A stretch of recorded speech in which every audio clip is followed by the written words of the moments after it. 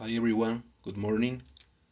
In this video, I want to show you a solution for a problem that I had with my headphones Bluetooth.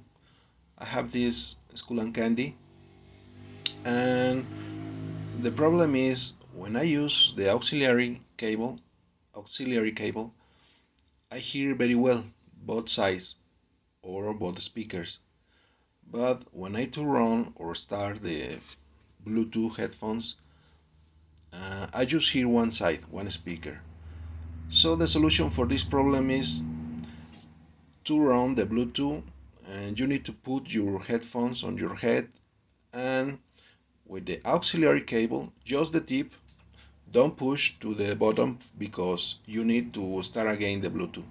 So with the tip of the auxiliary cable, do a little circle in the headphones, do a little circle, and you're going to hear when the other side, the other speaker is activated.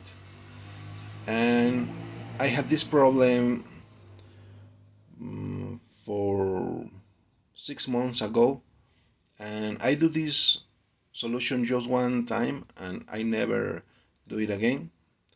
This is the solution when your speaker, one speaker, don't sound. Sorry for my English once again. And this is all. So goodbye.